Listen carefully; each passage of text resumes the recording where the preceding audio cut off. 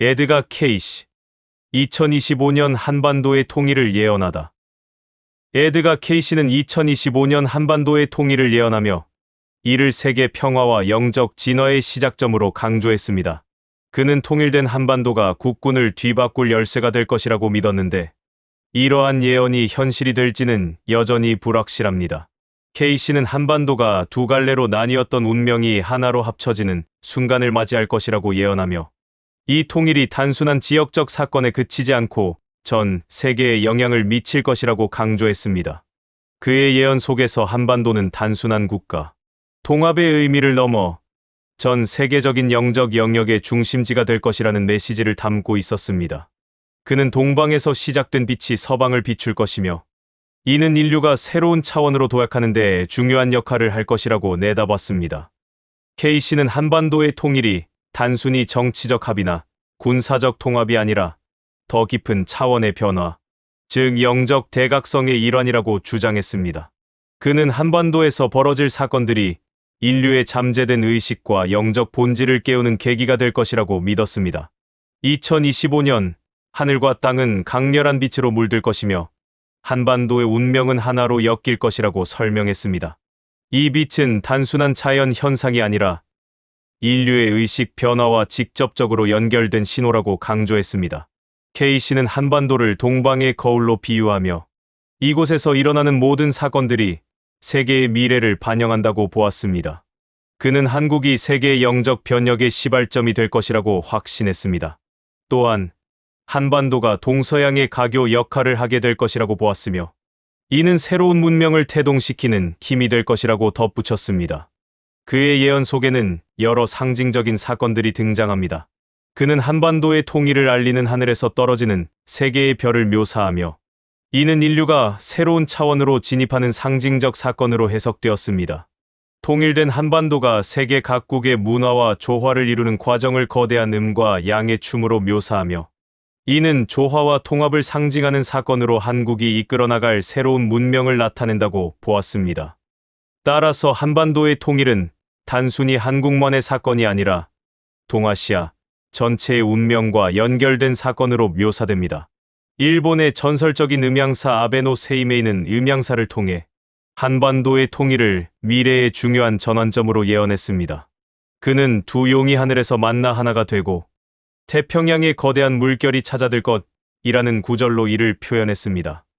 여기서 두 용은 남북한을 의미하며 이들이 하나가 되는 순간 동아시아의 새로운 질서가 형성될 것이라는 예고입니다. 아베노 세이메이는 통일된 한반도가 일본과의 협력을 통해 동아시아의 평화와 번영을 이끌어낼 것이라고 보았습니다. 그는 이를 하늘의 균형이 다시 맞춰지는 순간이라고 묘사하며 한반도의 통일이 단순한 정치적 사건이 아니라 음과 양의 조화를 상징하는 사건임을 강조했습니다. 태평양의 물결이 잦아들 것이라는 그의 예언은 한반도의 통일이 동아시아의 오랜 갈등을 해결하고 조화로운 질서를 가져올 것임을 시사합니다. 그러나 현대 예언가들의 시각은 다소 엇갈립니다. 중국의 리엔추는 한반도의 통일이 동북아시아의 균형을 무너뜨리고 중국의 전략적 이익을 심각하게 훼손할 것이라고 주장했습니다.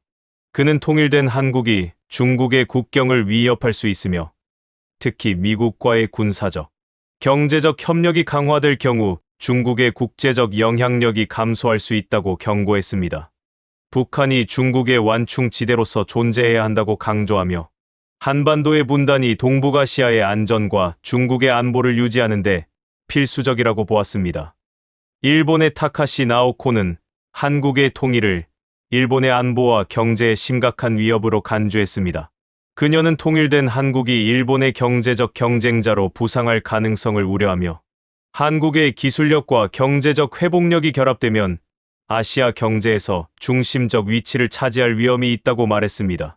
또한 통일된 한국이 일본의 과거 지배에 대한 역사적 문제를 국제 무대에서 다시 거론할 수 있다고 경고하며 이는 일본의 외교적 입지를 약화시킬 수 있다고 보았습니다. 이러한 다양한 시각들은 한반도의 통일이 단순한 정치적 사건이 아니라 동아시아 전체의 미래에 중대한 영향을 미칠 수 있음을 시사합니다. 각국의 예언가들이 제시하는 경고와 희망은 결국 한반도의 통일이 가져올 변화에 대한 깊은 성찰을 요구합니다. 통일이 이루어질 경우 그 결과는 단순히 한반도에 국한되지 않고 동아시아의 평화와 번영을 위한 새로운 출발점이 될 수 있을 것입니다. 한반도의 분단은 단순한 역사적 사건이 아닙니다. 중국은 이를 동북아시아의 안정적인 힘의 균형을 유지하는 핵심 요소로 보고 있습니다. 북한은 중국에게 군사적 완충지대이자 미국과의 갈등에서 중요한 전략적 자산으로 자리 잡고 있죠. 그래서 중국은 통일된 한국이 동아시아에서 강력한 독립 세력으로 부상할 가능성을 경계하고 있습니다. 일본도 마찬가지입니다. 통일된 한국이 경제적으로 강력한 경쟁자로 떠오를 수 있다는 점에서 우려를 표하고 있습니다. 특히 첨단 기술과 제조업 분야에서 일본의 시장 점유율을 잠식할 수 있다는 점은 일본 경제계에 큰 위협으로 다가오고 있습니다. 게다가 통일 이후 한국이 일본의 과거 행적에 대해 국제적으로 비판할 가능성은 일본의 외교적 입지를 약화시킬 수 있습니다. 이런 부정적인 관점은 단순한 예언 이상의 의미를 지닙니다. 각국의 전략적 이해관계와 맞닿아 있으며 예언을 통해 나타나는 경고는 사실상 자국의 이익을 보호하기 위한 논리적 도구로 사용되고 있습니다.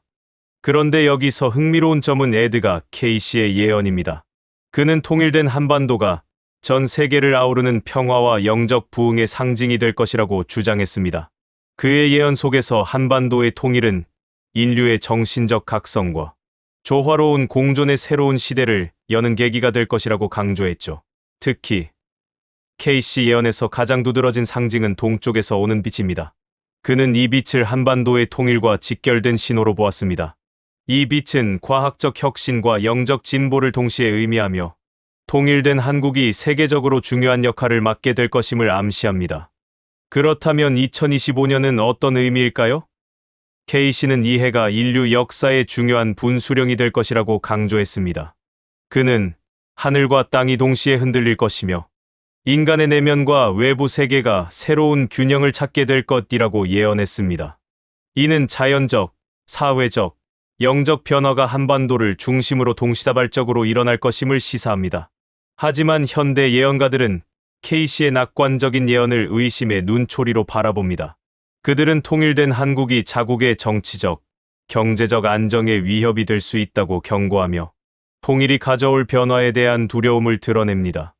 현대 예언가들의 부정적 시각과 에드가 케이시의 긍정적인 예언은 서로 충돌하고 있습니다.